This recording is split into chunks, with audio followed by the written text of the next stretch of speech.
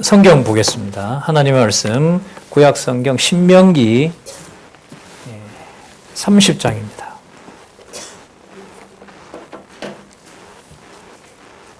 신명기 30장 20절 말씀 보겠습니다. 성경 가지고 계시면은요, 같이 보도록 하겠습니다.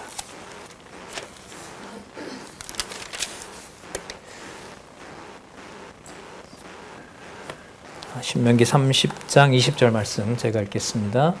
내 하나님 여호와를 사랑하며 말씀을 순종하며 또 그에게 부종하라.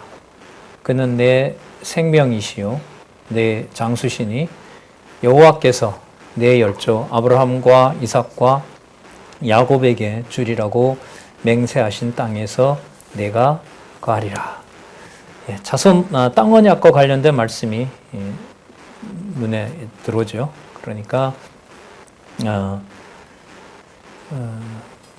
아브라함, 이삭, 야곱이 나오기 때문에 창세기에서 시작된 바로 아브라함 언약 12장에서부터 그 말씀도 들어가고요. 그리고 이게 신명기니까요. 신명기의 이 말씀을 받는 현장이 바로 모압 땅이니까 바로 이제 땅을 바라보면서 아브라함, 이삭, 야곱에게 여호와께서 주리라고 맹세하신, 맹세는 여호와께서는 여호와 자신에게 맹세하신 거죠. 창세전 영원한 언약과 관련이 되면 이제 그리스도 하나님께서 확정해 놓으신 바로 그 뜻이 맹세라고 할 수가 있습니다. 그것을 알려주는 이유가 여호와를 사랑하게 하고 그리고 그의 말씀에 따르도록 하시려는 것이다 라는 사실을 알 수가 있습니다. 지금 이 신명기의 이제 요절이기도 한데요. 신명기의 요절이기도 한데 이 신명기서는 바로 우리가 민수기 이제 31장부터 살펴볼 텐데 민수기에서부터 민수기 31장부터 사사기까지 그 내용 가운데 지금 읽었던 신명기 말씀은 땅 언약 성취 섭리를 하시기 위해서 요단강 동편 땅까지 분배를 하셨어요. 그리고 이제 서쪽 땅을 점령해서 이제 분배하시면 되는데 분배하기 전에 왜 땅 언약 성취 섭리를 해야 되는지를 알려주시는 내용이 조금 전에 나타난 거죠. 자, 누구를 사랑하는 거? 여호와를 사랑하는 거. 여호와를 사랑한다는 거. 그래서 아까 우리 복습했잖아요. 여호와의 명을 따라 여호와의 직임을 지키고 산이든 바다든 자손이든 누구의 지파든 어느 지파든 어떤 제사장이든 모두 누구의 직임을 지키는 자들이다. 여호와의 직임을 지키는 자들이다. 그 목적은 뭐냐면 내가 너희 하나님이 되고자 했다. 기억나시죠? 나는 너의 하나님 여호와니라 라고 한 것처럼 그럼 그 말씀은 약속의 말씀은 바로 누구를 사랑하게 하시겠다는 약속과 연관이 될까요? 여호와를 사랑하게 하시겠다는 약속하고 관계가 되는 겁니다. 자, 교재를 우리 잠시 보도록 하겠습니다.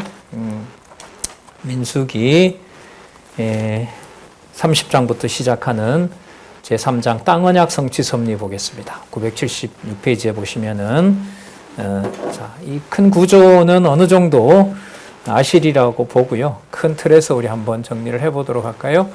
제3장 땅 언약 성취 섭리는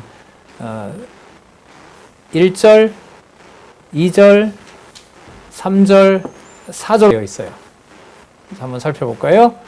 자, 제1절 요단 동편 땅 정복이에요. 자, 개론 없는 분 불안불안하죠? 답을 못할 것 같으니까. 자, 제2절은 신명기예요.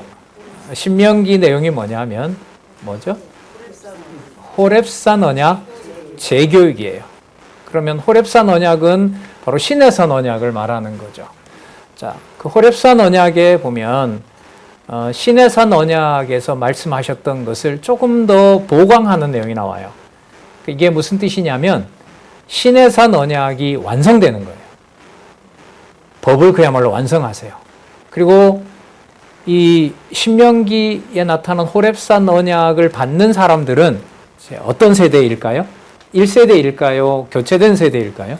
교체된 세대예요.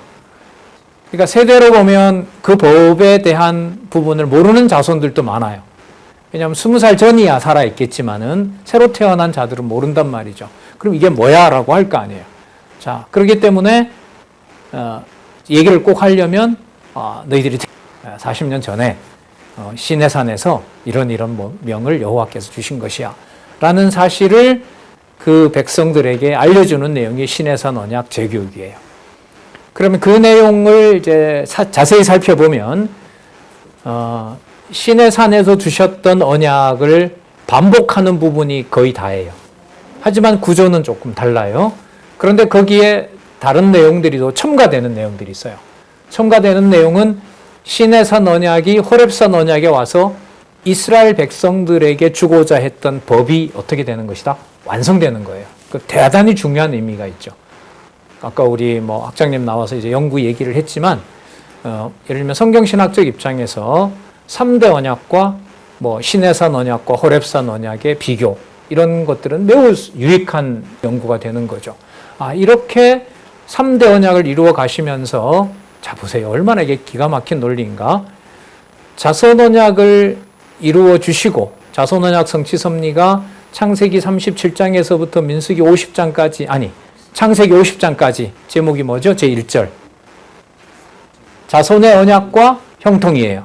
자손의 언약과 보호일 거예요. 자, 그러면 그 내용 다음에 출애굽기에 가서 출애굽시킨 다음에 출애굽기 19장부터 뭘 주세요? 시내산 언약을 주시는 거죠. 그래서 자손 언약을 이루시고 난 다음에 뭘 주시냐면 법을 주는 거예요. 그 구조가 똑같아요. 보세요. 요단 동편 땅을 정복하게 하신 다음에 뭘 주세요? 호렙산 언약을 주시는 거예요. 그 구조가 똑같아요.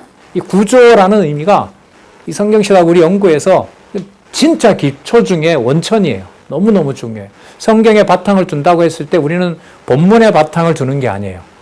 더 정확하게 말하면 구조의 바탕을 두는 거예요. 그럼 구조는 1장이라는 구조도 있지만 뭐예요?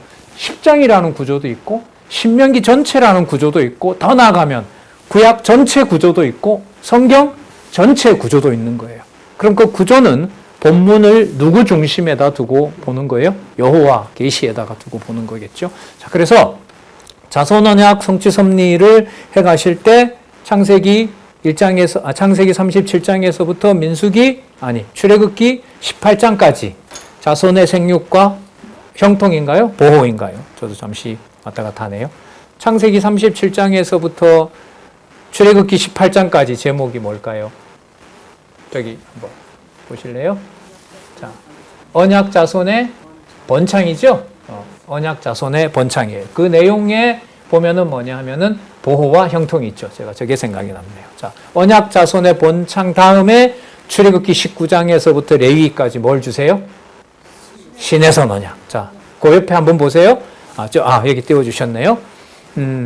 자, 땅 언약 성취 섭리에서 제1절 요단 동편 땅 정복 다음에 제2절 신명기에서 무슨 언약 주세요? 호렙산 언약을 주시죠. 그러면 땅 언약을 성취하고 뭘 주시고? 법 주시고. 그 다음에 자손 언약 이루시고 땅 주시고. 이 구조가 같은 거예요. 그럼 목적은 우리 아까 살펴봤어요.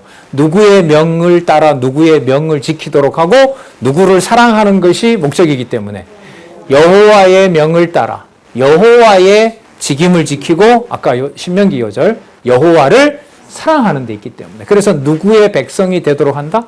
여호와의 백성이 되게 하고 여호와의 땅이 되게 하고 여호와의 샬롬, 여호와의 통치가 이루어지는 곳이 되도록 하는 것이 바로 여호와 계시이다. 이렇게 정리를 할 수가 있습니다.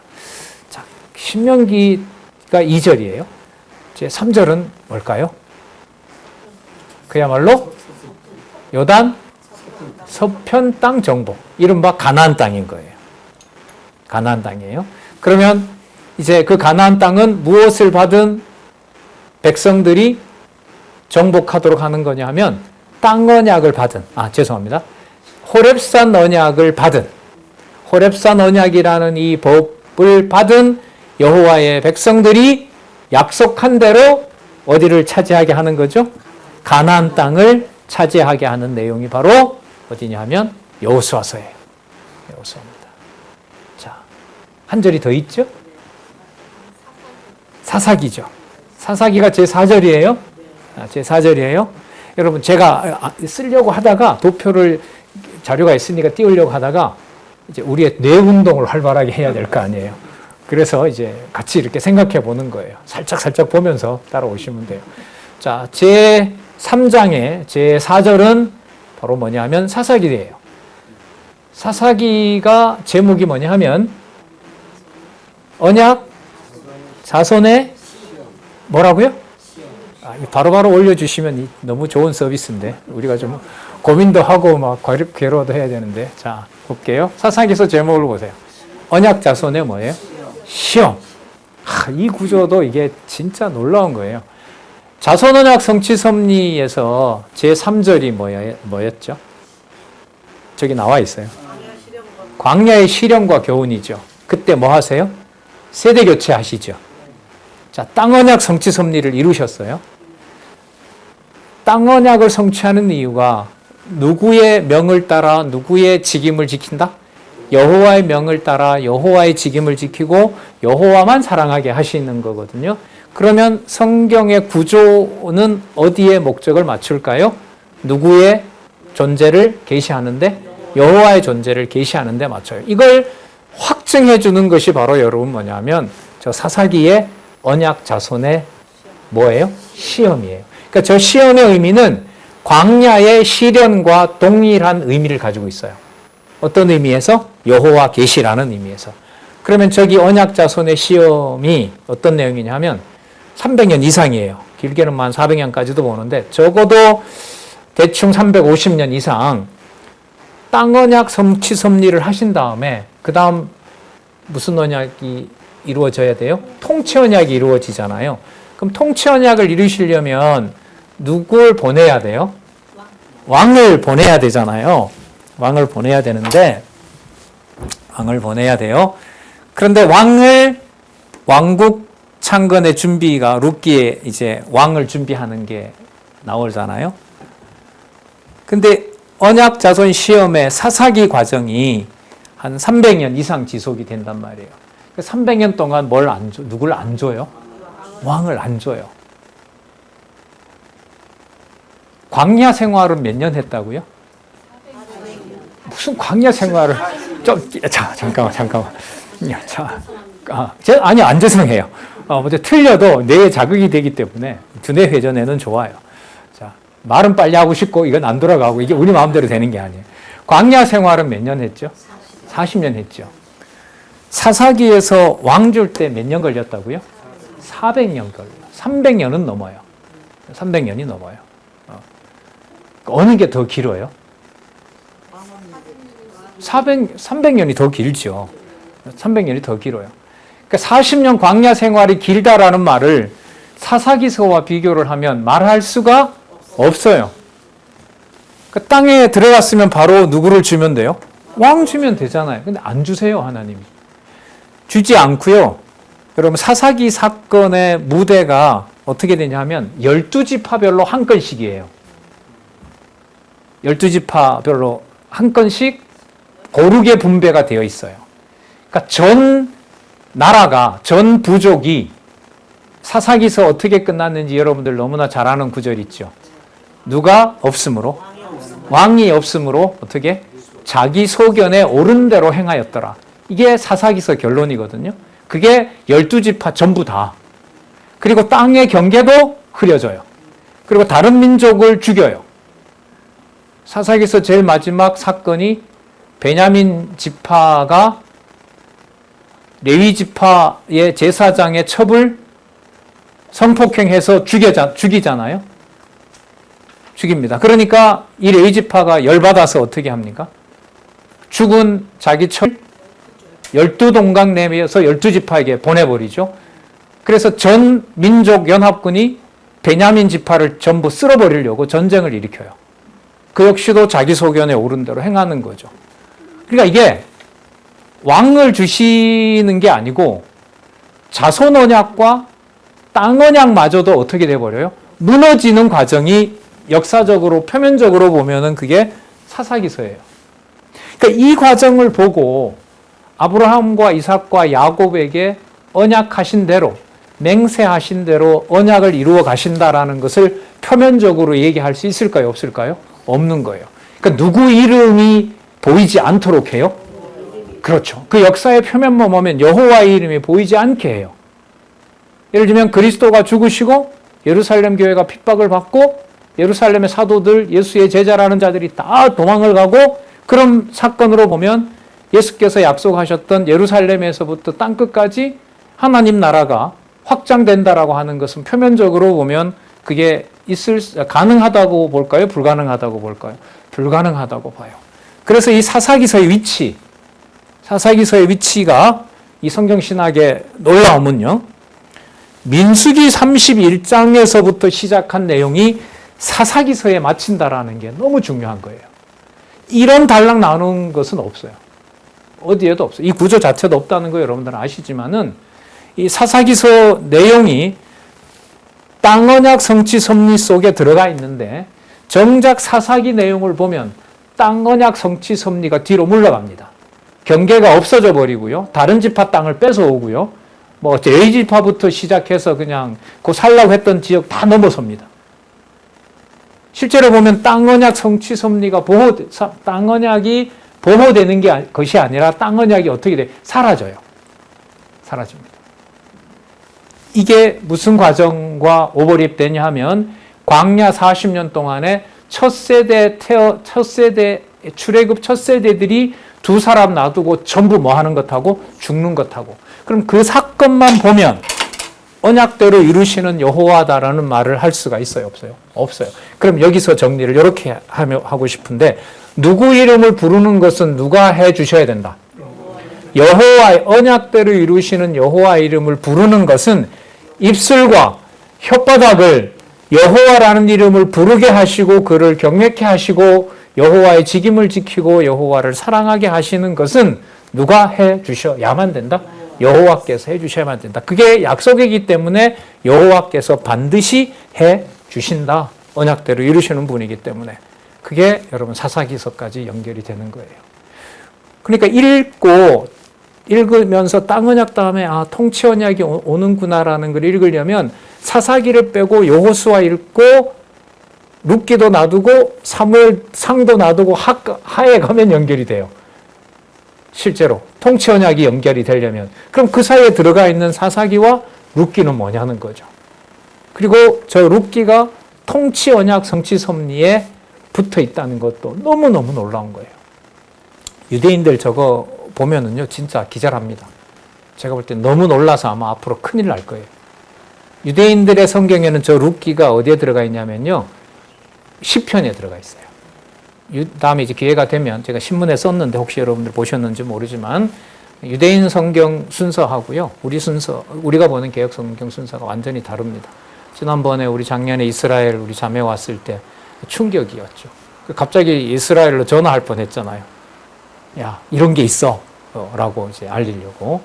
그런 일도 있었는데, 이 구조라는 말이 다른 데도 유의미하지만 지금 여러분 보시고 있는 바로 땅언약 성취 섭리와 통치언약 성취 섭리에서 그 부분을 또 확인을 할 수가 있어요.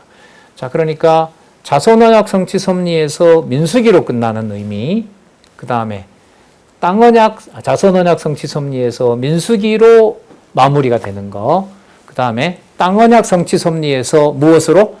사사기로 마무리되는 거, 통치언약 성취 섭리에서 미리 말씀드리지만 통치언약 성취 섭리에서 여리와 역대기 에스라는 예미야는 또 같은 시대라고 보통 시대 분리를 하니까, 통치언약 성취 섭리에서 열왕기와 역대기가 나오는 의미, 그 의미가 연관이 서로 돼요. 누구의 명을 따라 누구의 직임을 지키게 하시려는 여호와의 명을 따라 여호와의 직임을, 자, 여기서 누구의 방법대로? 여호와의 방법대로. 여호와의 방법대로가 여호와의 속성 중에 여호와의 주권성이라고 그랬죠. 진짜 주권성이에요. 그래서 우리가 먼저 일단 시간이 조금 남았지만은 살펴보도록 그렇게 하겠습니다. 신학적 의미를 먼저 확인하고요. 우리 시간 될 때까지 보도록 할게요. 976페이지에 이러한 구조를 가지고 있는 땅 언약 성취 섭리에서 광야의 시련이나 언약 자손의 시험이나 이것이 가지고 있는 신학적 의미가 무엇인가? 976페이지 밑에서부터 세 번째 줄에 보시면, 자, 이러한 섭리는 바로 민수기 31장에서부터 사사기서까지 내용이에요. 이러한 섭리는 여호와께서 첫 아담에게 세우신 실체적인 언약을 장차 둘째 아담, 마지막 아담이 되시는 예수 그리스도를 통하여 이루어 주실 것에 대한 예표로서의 모형과 그림자적인 것으로 언약해 주시는 계시 섭리이다. 자, 그러면 어떻게 성취되느냐? 예수 그리스도께서 장차 뭐 하셔서? 자, 그러면 재림이라는 말 속에 30장에서부터 사사기서까지 내용이 여기에 다 담기는 거예요. 이게 여러분 성경신학에서 연구해야 될 과제들이 이만큼 많다는 거예요. 다른 어떤 낱말이 아니라 민수기 31장에서부터 사사기서까지 이 상당한 부분을 신약에 있는 내용과 연결시키는 개념은 성경신학 저자는 어떤 개념을 연결시킨 거예요? 재림으로. 재림으로. 이게 왜 다른 말이 아니라 재림인가? 이건 여러분 연구를 해야 되는 거예요. 이런 게 적을까요? 많을까요? 엄청 많죠. 이 연구들이 어떻게 진행이 될지 저도 궁금해요. 뭐 저는 저에게 주어진 시간 여러분들하고 이렇게 공부하고 연구하면 보내잖아요. 그게 뭐 다 할 수가 있을까요? 다 할 수가 없어요. 이 진행될 겁니다. 앞으로 이게. 예수 그리스도께서 장차 뭐 하셔서? 재림하셔서. 뭐 최후 심판도 아니고 초림도 아닌 왜 재림일까? 재림은 여러분 요한계시록에서 19장에 나오거든요. 그럼 적어도 요한계시록 19장에 맞추어서 민수기 31장에서부터 사사기를 공부를 하자 이 말이에요. 이 저자 제안은. 자, 재림하셔서 세상 어두운 권세를 진멸하시고, 진멸은 또 최후 심판으로도 연결이 됩니다.